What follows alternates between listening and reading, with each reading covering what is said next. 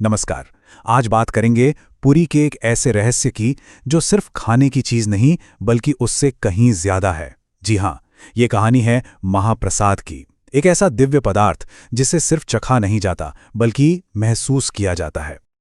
अब ये सवाल सुनने में थोड़ा अजीब लग सकता है ना? कि भाई खाना कैसे मुक्ति दिला सकता है? पर यकीन मानिए, इसी सवाल में इस पूरे विषय का आध्यात्मिक रहस्य छिपा है। तो चलिए इस पवित्र भोजन की यात्रा पर निकलते हैं और इस सवाल का जवाब खोजने की कोशिश करते हैं। तो सबसे पहले ये समझते हैं कि आखिर ये पवित्र प्रसाद है क्या, इसका मतलब क्या है। देखिए, इसका शाब्दिक अर्थ है ईश्वर की महान कृपा, और ये नाम अपने आप में ही सब कुछ बता देता है ना? इसकी दिव्यता का इशारा तो इसके नाम में ही है।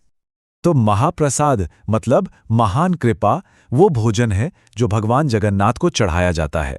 पर इससे सिर्फ एक आशीर्वाद वाला भोजन समझना भूल होगी। नहीं, इसे एक ऐसा दिव्य पदार्थ माना जाता है जो जीवन से मुक्ति तक दिला सकता है। और ये कोई नई बात नहीं है, हमारे प्राचीन शास्त्रों और पुराणों में इसकी महिमा का खूब जिक्र मिलता है। अच्छा, इस प्रसाद की दिव्यता को अगर सच में समझना है ना, तो सबसे पहले इसका स्केल, इसका पैमाना जानना होगा। हम यहाँ कोई एक दो डिश की बात नहीं कर रहे हैं, बिल्कुल नहीं। हम बात कर रहे हैं एक पूरी दिव्य दावत की, जिसे 56 भोग के नाम से जाना जाता है।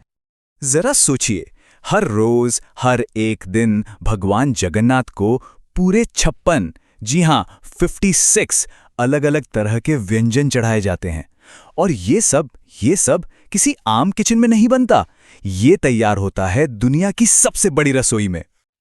और ये 56 भोग, अरे ये तो अपने आप में एक पूरा फीस्ट है। मतलब इसमें आपको सादे चावल और मीठी कनिका जैसे मेन कोर्स मिलेंगे, तो खाजा और लड्डू जैसी मिठाइयां भी हैं।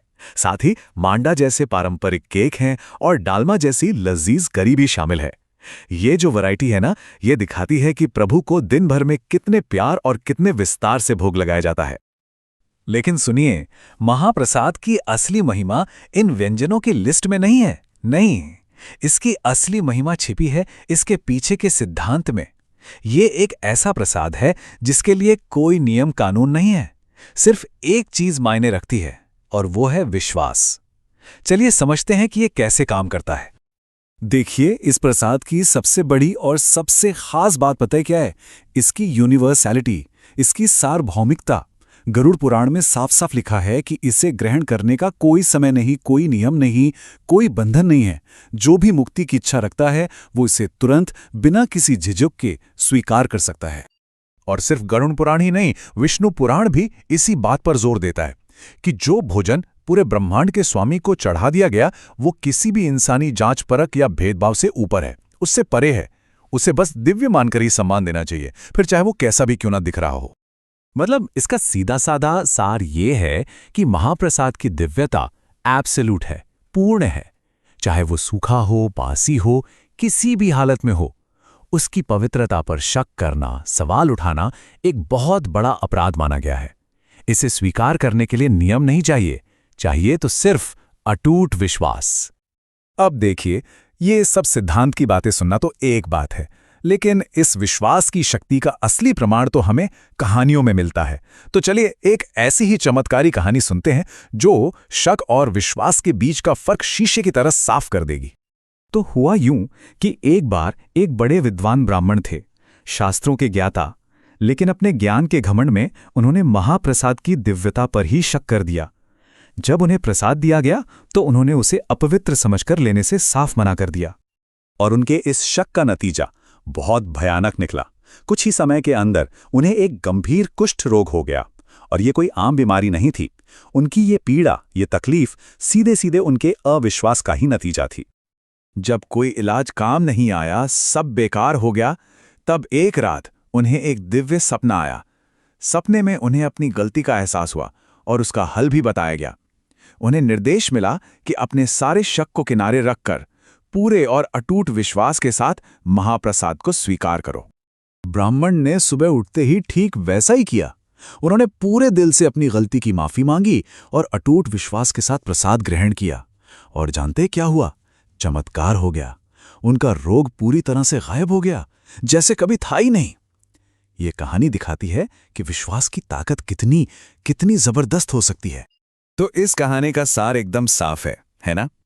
जहां एक तरफ शक हमें तकलीफ और अपराध की तरफ ले जाता है, वहीं दूसरी तरफ विश्वास हमें चमत्कारी इलाज और सबसे ऊंचे सिद्धांत के रास्ते पर ले जाता है। पर विश्वास का एक इससे भी बड़ा उदाहरण मिलता है महान संत रघुनाथ दास गोस्वामी के जीवन से। जरा सोचिए, वो उस महाप्रसाद का भी सम्मान करते थे जिसे फेंक दिया गया हो या जो दिखने में खराब हो गया हो। उनके लिए वो चित वस्तु था, मतलब एक दिव्य कॉन्शियस सब्सटेंस, एक ऐसा पदार्थ जो कभी सड़ ही नहीं सकता, कभी अशुद्ध हो ही नहीं सकता। और कमाल की बात तो ये है कि जब श्री गौरांग महाप्रभु ने उसी खराब से दिखने वाले प्रसाद को चखा तो उन्होंने भी इसकी दिव्यता को कंफर्म किया। उन्होंने बड़े आश्चर्य से कहा कि मैंने अपनी पूरी जिंदगी में इतना अद्भुत प्रसाद कभी नहीं चखा। ये बात साबित करती है कि महाप्रसाद दुनिया की फिजिकल प्रॉपर्टीज से, भौतिक गुणों से बिल्कुल परे है। तो अभी तक हमने महाप्रसाद की महिमा को तो समझ लिया, लेकिन रुकिए, एक ऐसी कृपा भी है जिसे महाप्रसाद से भी ऊपर, उससे भी ऊंचा माना जाता है। इसे कहते हैं परम कृपा, और ये है महाप्रसाद का कॉन्सेप्ट। तो क्या है ये महाप्रसाद? ये भगवान के किसी शुद्ध भक्त के भोजन का बचा हुआ अंश होता है, मतलब उनकी जूठन। और ऐसा माना जाता है कि इसकी शक्ति खुद महाप्रसाद से भी कहीं ज्यादा है। अब इन दोनों में जो फर्क है वो बहुत गहरा है।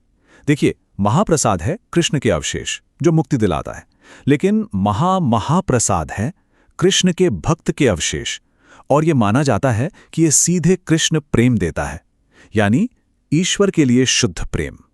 ऐसा कहते हैं कि एक भक्त का गहरा प्रेम उनके छोड़े हुए भोजन को भी एक अकल्पनीय आध्यात्मिक शक्ति से भर देता है।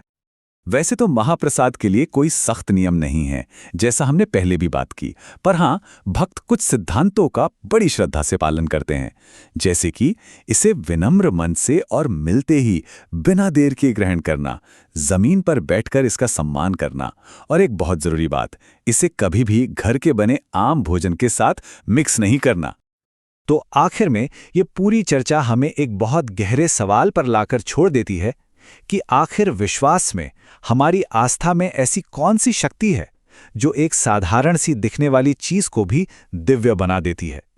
ये एक ऐसा सवाल है जो हमें विश्वास और हकीकत के बीच के गहरे रिश्ते पर सोचने के लिए मजबूर करता है।